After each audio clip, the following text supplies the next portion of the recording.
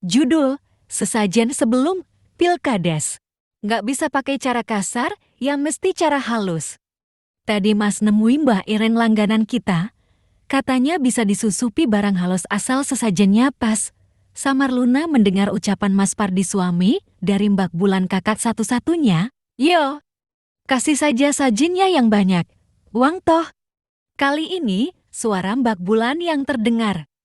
Tak ada jawaban setelahnya, karena mungkin keduanya tengah berbisik. Bukan Luna tak mengingatkan Mbak Bulan soal ritual yang ia dan suaminya lakukan hanya demi menjadi kepala desa. Tapi selalu saja kakaknya itu tertawa dan tak menganggap penjelasannya. Mbak, berdukun itu dosa, itu sama dengan mensekutukan Gusti Allah. Ucap Luna suatu ketika Mas Pardi tak ada di rumah. Mbak Bulan hanya tertawa saja sambil menul pipi adiknya ini. Kamu pikir usaha Mbak dan Mas Pardi ini bisa maju pesat dari mana toh? Ya berkat jasa Mbah Eren, juga. Kamu bisa sekolah di kota terus kuliah juga kan? Karena ini. Astagfirullahaladzim, Mbak. Luna kan gak pernah minta itu semua. Luna juga hanya minta kirimi SPP. Uang harian juga biaya sendiri. Rutuk Luna kesal. Jika ia tahu usaha mbaknya ini menggunakan ilmu hitam sebagai penglaris, biar ia tak usah sekolah saja dulu. Jadi pembantu juga tak apa. Pokoknya kamu Mbak minta datang ke desa ini untuk bantu masmu biar bisa menang calon kades tahun depan. Setelah ini tugasmu selesai. Hutang budi kita lunas. Kamu mau merantau kemana juga itu urusanmu. Ucap Mbak Bulan lagi. Luna hanya bisa menghela napas saja.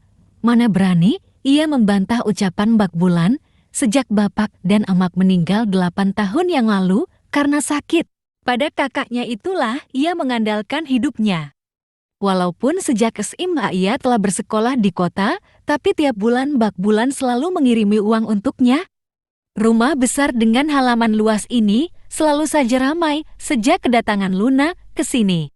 Persiapan untuk pilkada 1 tahun lagi memang telah matang dilakukan oleh kakaknya. Hampir setiap hari ada saja warga yang datang entah hanya untuk main kartu, mengobrol, atau jika malam minggu akan ada acara musik diselingin mabuk-mabukan. Pemilihan kepala desa memang masih 1 tahun lagi, tapi geliatnya sudah terasa, apalagi sejak kematian kades lama karena kecelakaan tunggal 3 bulan yang lalu. Otomatis para pesaing termasuk Mas Pardi semakin antusias buat memenangkan jabatan paling bergengsi di Desa Luna. Yang jadi masalah itu, anaknya Pak Kades lama ikut nyalon juga tahun depan. Gak tahu malu benar, bapaknya sudah 1 periode, tapi ini anaknya masih pengen duduk. Serakah? Ucap Mbak Bulan ketus. Siapa namanya, Mbak? Tanya Luna penasaran. Afif. Kemarin-kemarin kerja di kota, sekarang pulang semenjak bapaknya meninggal. Yang sekarang jadi kades siapa? Tanya Luna lagi, terus terang ia tak begitu paham soal keadaan desa setelah 8 tahun meninggalkan tanah kelahirannya ini. Untuk sementara sekdesnya, Luna lihat kemajuan desa lumayan loh semenjak dipimpin kades baru. Katanya TV mulai hidup. Jalan juga sudah bagus dan bantuan desa merata. Luna mendapat informasi ini dari beberapa ibu-ibu di warung sayur. Nggak penting, nggak guna itu, kalau bukan masmu yang jadi kades, gimana pun juga Mas Pardi mesti duduk, ujar Mbak Bulan kesal. Luna hanya menghela napas. Ia bingung sebenarnya, apa yang mesti diperbuat di satu sisi, ingin membalas budi pada Mbak Bulan, tapi di sisi lain hati kecilnya selalu berontak. Ada yang tak biasa telah terjadi di keluarganya. Kamar yang di ujung itu jangan dibuka ya, Lun.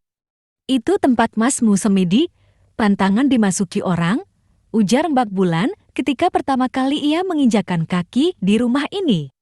Kalau mau sholat ke masjid saja, jangan di rumah, gak bersih, lanjut Mbak Bulan lagi. Gak bersih gimana? Mbak? Tanya Luna heran. Ya gak bersih saja. Kamu ke masjid pokoknya, kalau nggak hari hujan atau subuh nggak usah saja, besok lusa juga kan, masih bisa.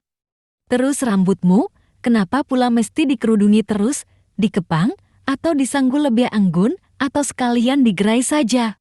Luna ingin membantah, tapi percuma Mbak Bulan, pasti tak mau mengerti.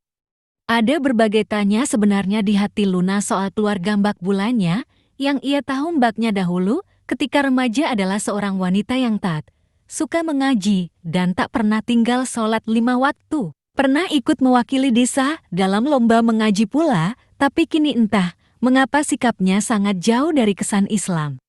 Malah terkesan alergi. Ada apa?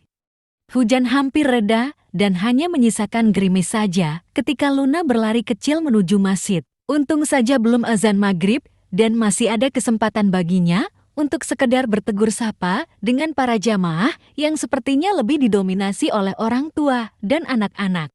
Beberapa ibu-ibu saling pandang, berbisik dan mencuri pandang pada Luna ketika ia menginjakan kaki ke masjid desa. Beberapa malah memperlihatkan wajah terkejut dan tak suka padanya.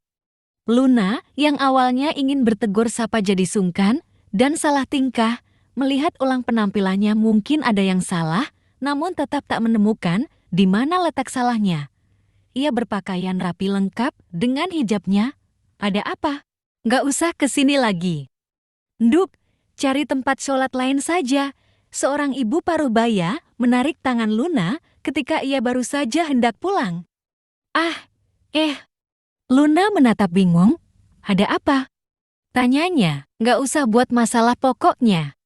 Kami nggak mau kena perkara gara-gara kamu, ujar ibu berjilbab hitam itu. Tapi kenapa? Bu, saya hanya mau sholat di sini. Suara Luna mulai bergetar, beberapa jamaah laki-laki pun mulai datang menghampiri begitu mendengar keributan. Kamu adiknya si Bulan? Kan tanda tanya. Tanya seorang ibu yang lain. Luna mengangguk ragu. Tuh benar, kan? Apa aku bilang, dia ini nggak mungkin jauh beda dari mbaknya, pasti sama. Ibu berjilbab hitam itu semakin kesal. Beberapa jamaah wanita lainnya mulai berbisik dan menatap sinis. Terus saya mesti gimana? Tanya Luna bingung, ini adalah lingkungan baru dan orang-orang baru baginya. Menghadapi situasi seperti ini sungguh membuatnya semakin bingung. Jangan datang ke masjid ini lagi, ucap ibu yang lain. Terus, kalau nggak sholat di masjid ini, saya ke masjid mana? Apa ada masjid lain? Luna mengusap keringatnya. Saya baru di sini, jadi belum mengerti soal peraturan di sini. Ada apa? Seorang bapak tua dan seorang laki-laki muda datang menghampiri. Ini adiknya si Bulan. Adik ipar si Pardi, ucap seorang ibu. Mau sholat di sini, ya nggak kita bolehin lah. Enak saja, lanjut ibu itu ketus. Memang kenapa? Tanya laki-laki tua itu lagi, siapapun juga boleh masuk ke masjid ini untuk beribadah, tak ada larangan. Tapi dia itu kan keluarganya si Pardi. Sela seorang ibu. Asalkan niatnya masuk ke masjid untuk beribadah maka siapapun boleh masuk, ucap laki-laki tua itu. Beberapa jamaah saling pandang dan kemudian menghela napas kasar, masih terdengar jelas gerutu para penduduk desa yang mengumpat. Pardi dan istrinya sebelum mereka pergi meninggalkan masjid. Siapa namamu? Tanya bapak tua itu. Luna, Pak, jawab Luna sedikit gugup. Ini adalah Pak Ahmad pengurus masjid ini dan aku Afif. Kali ini mungkin kami membelamu karena kami belum tahu niatmu. Laki-laki muda bernama Afif itu menatap tajam Luna. Tapi jika satu kali saja kau buat ulah di masjid ini, maka kami tak akan segan berbuat kasar padamu, lanjutnya dengan netra merah yang berkaca. Pak Ahmad menepuk pelan pundak Afif dan menggelang, jangan terbawa emosi, kita belum tahu kebenarannya. Ucapnya lembut. Bersambung, tunggu episode 02.